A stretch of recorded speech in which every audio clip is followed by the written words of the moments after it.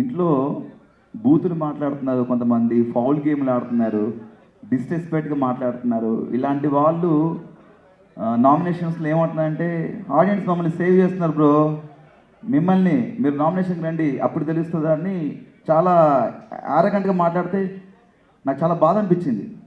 అవును కదా, big boss హౌస్లో ఇంత పెద్ద ప్లాట్ఫామ్లో చాలా కెమెరాస్ ఉన్నాయి, కొన్ని లక్షల కోట్ల మంది జనాలు చూస్తున్నారు. ఫౌల్ గేమ్స్, బూతులు మాట్లాడుతుంటే జనాలు ఎలా సేవ్ చేస్తారని ఒకరోజు నేను జనాలకు చెప్పడం జరిగింది. ఏంటన్నా మీరు ఓట్లు వేస్తున్నారు, సేవ్ చేస్తా అని వాళ్ళు చాలా విచ్చలవిడిగా ఆరగంటగా చెప్తున్నారు, మమ్మల్ని జనాలు 10 వారాలు సేవ్ చేశారు బ్రో అని చెప్తున్నారు. ఇలా బూతులు మాట్లాడేవాళ్ళని ఎంకరేజ్ చేస్తున్నారా, ఇలా ఫౌల్ గేమ్స్ ఆడేవాళ్ళని ఎంకరేజ్ చేస్తున్నారా, అన్నీ చేసి మాకేమో ఎలిమినేట్ అయిపోయాను నేను. నాకు ఎప్పటికీ నాకు సీజన్ 1 నుంచి ఎప్పటికీ ఒక క్వశ్చన్ ఉందన్న, బిగ్ బాస్కి ఆట ఆడడానికి వెళ్ళాలా, నామినేట్ అవ్వడానికి వెళ్ళాలా? ఏమన్నంటే ప్రతి ఒక్కరు నామినేషన్కి రావాలంటారు. వారంలో నామినేషన్ అనేది సోమవారం ఉంటుంది, మిగతా 6 రోజులు టాస్క్ ఉంటాయి, మన పర్సనాలిటీ చూపించుకోవాలి, ఫన్ చేయాలి, ఎంటర్టైన్మెంట్ చేయాలి, ఇంకా మన బిహేవియర్ చూస్తారు. అంటే బిగ్ బాస్కి ఓన్లీ నామినేషన్ కోసం వెళ్ళాలా లేకపోతే ఆట ఆడడానికి వెళ్ళాలని నాకు వచ్చిన డౌట్ వచ్చింది. చాలామంది నామినేషన్ రాలేవు, నామినేషన్ అంటే భయం అంటారు. నాకు భయం ఉండదు, మీరు చేయండి, మీరు నామినేట్ చేయండి, నేను దాన్ని డిఫెండ్ చేసుకుంటాను. మీరు నామినేట్ చేయకపోతే నా తప్పు కాదు కదా.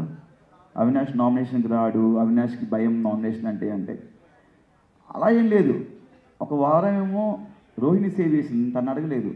ఒక వారం ఏమో 2 వారాలు మెగా చీఫ్ అయ్యాను. నీ ఉన్నది 10 వారాలు, 10 వారాల్లో టికెట్ ఫినాల్ 2 వారాలు తీసేయండి, 8 వారాలు. 8 వారాల్లో 2 సార్లు మెగా చీఫ్ అయ్యాను, ఒకసారి రోహిణి సేవ్ చేసింది, ఒకసారి ఏమో ఇమ్యూనిటీ షీల్డ్ వాడాను, ఇంకోసారి ఎలిమినేట్ అయితే నబిల్ ఎవిక్షన్ షీల్డ్ ఇచ్చి నన్ను సేవ్ చేశాడు. మిగతా సార్ నన్ను ఎవరు నామినేట్ చేయలేదు, అది నా తప్పు కాదు కదా.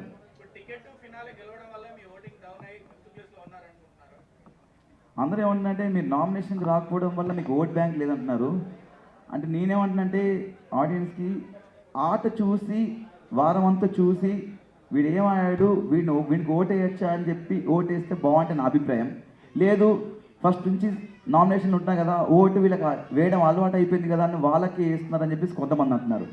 నాకు ఇప్పటికీ అర్థం కావట్లేదు. ఓటు వేయడం, ఓట్ బ్యాంక్ క్రియేట్ చేసుకున్నారు, ఓటు వేయడం అలవాటు అయిపోయింది కాబట్టి కంటిన్యూస్గా వీళ్ళకి ఓటు వేస్తున్నారు, కొత్తగా నామినేషన్స్కి వస్తే వాళ్ళు ఎలిమినేట్ అయిపోతున్నారని చెప్పేసి ఇలా అంటున్నారు.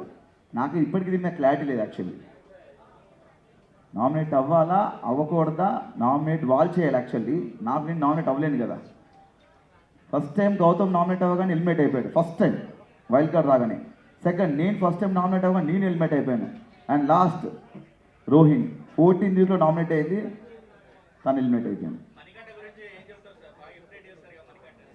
మణికంఠ చాలా నైస్ పర్సన్. నేను అప్పుడు కూడా హౌస్ నుంచి వెళ్ళిపోతుంటే తను ఉండాలని కోరుకున్నాను. తనకి మంచి పాజిటివిటీ ఉన్నప్పుడే తను బయటికి వెళ్ళిపోయాడు అని బయటకు వచ్చినాక తెలిసింది. తను ఉంటే బాగుండేది. మేము వచ్చిన తర్వాత అతనితో కొంచెం ఫన్ చేయించడము, అతనితో సరదాగా ఉండడం చేయడం జరిగింది. Nice cool person. అంటే నేను ఇంకా నిన్నే వచ్చింది కదన్నా మొత్తం ఎపిసోడ్స్ అన్నా. బేసిక్గా నేను చేసినవన్నీ వచ్చాయని చెప్పారన్నా. అంటే లైక్ నేను కొన్ని చేసినా కొన్ని రాకపోవచ్చు, ఎడిటింగ్లో పోతుంటాయి, బట్ ఆల్మోస్ట్ అన్నీ కవర్ చేశారు.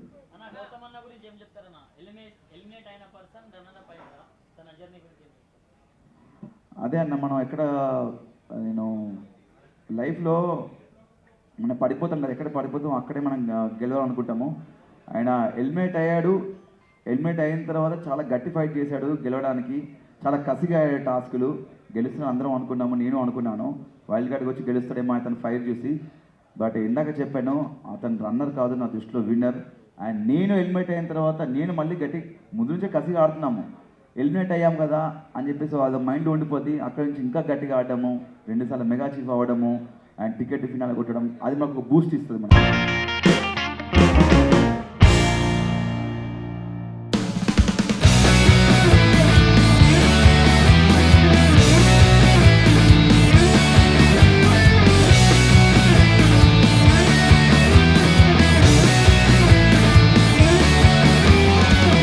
వెనక్కి తిప్పి ఒకసారి మళ్ళీ మనం వెనక్కి పోతే బిగ్ బాస్ రిక్వెస్ట్ చేసి సూట్ కేసు పంపిస్తామని